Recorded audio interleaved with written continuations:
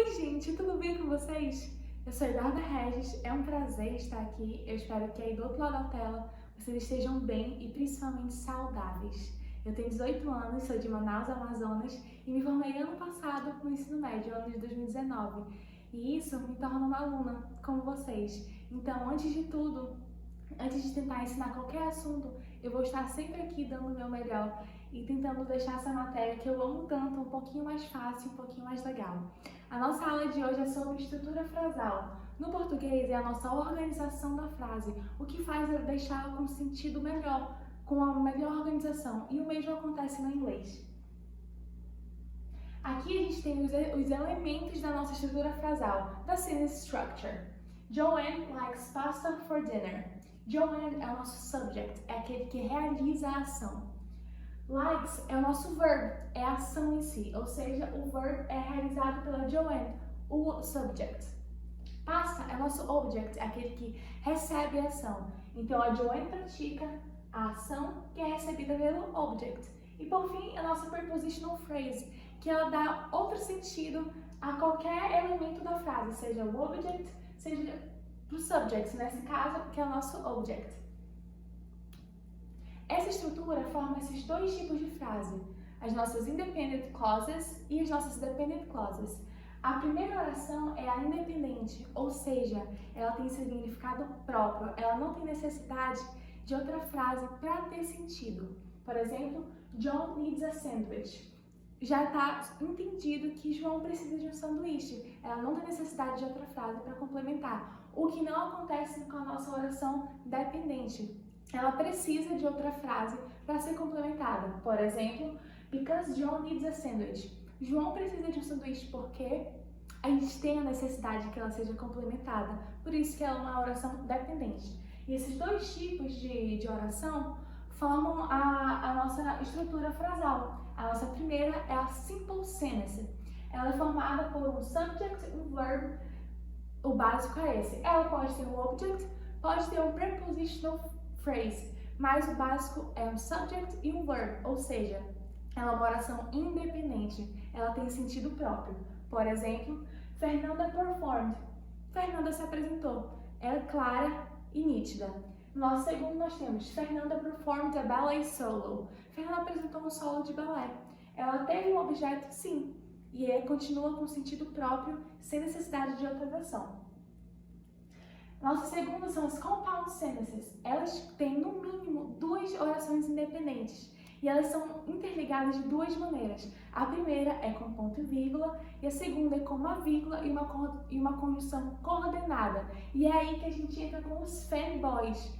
Os fanboys é uma junção das conjunções que a gente utiliza para ligar as orações independentes. For, and, nor, but, or, yet e so.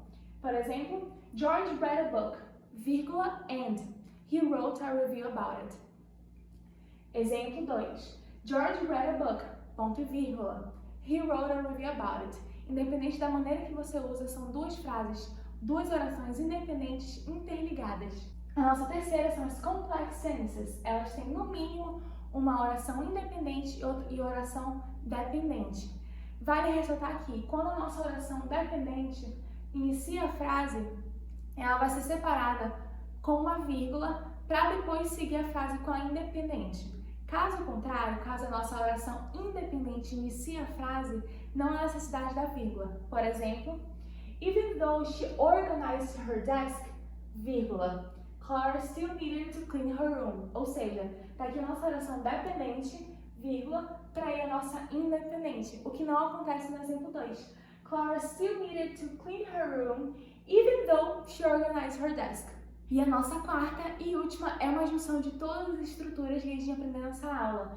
Compound complex sentences. Ela tem no mínimo duas orações independentes e uma oração dependente. Por exemplo, Charlie loves salad, but his boyfriend doesn't. So they order 2 types of food, even though it would be a lot. Aqui a gente inicia com uma oração independente interligada a uma segunda oração independente por uma vírgula e por uma conjunção coordenada, ligada a uma terceira oração independente, também ligada a uma vírgula e uma oração coordenada e, por último, interligada a uma oração dependente. E aqui vai a nossa primeira questão sobre estrutura frasal. Once upon a time, a little girl named Laura traveled in a covered wagon across the giant prairie. Little House on the Prairie. Poético. Era uma vez uma pequena garota chamada Laura, que viajava em um vagão coberto por uma gigante pradaria. Quais palavras representam as ações verbais? A gente lembra no vídeo passado que as ações verbais é aquilo que o sujeito faz e aquilo que o objeto recebe. Então, a Once Upon a Time. Apesar de fazer parte da frase, ele não representa a ação que o nosso sujeito faz. B. A little girl named Laura. Aqui a gente consegue ver claramente o nosso subject, o famoso sujeito. É ela que vai realizar a ação descrita na frase. Letra D. Across the giant prairie. É o nosso objeto. É ele que sofre a ação da Laura. E qual é essa ação? Letra C. Traveled in a covered wagon. Aqui claramente a gente consegue ver que é a ação que a Laura fez para atingir a gigante pradaria. Letra C. Question number 2. Qual a maneira correta de conectar as frases A e B? Frase A. She reads the sports section of the paper first. B. She likes the comics best. Antes da gente vir para cá, a gente precisa interpretar a frase. Como a gente consegue ver, as duas são independentes. Elas não precisam uma da outra, mas as conectando, a gente tem outro sentido para a frase. Então aqui, ela lê a seção de esportes primeiro. Na segunda, ela gosta da seção de quadrinhos melhor.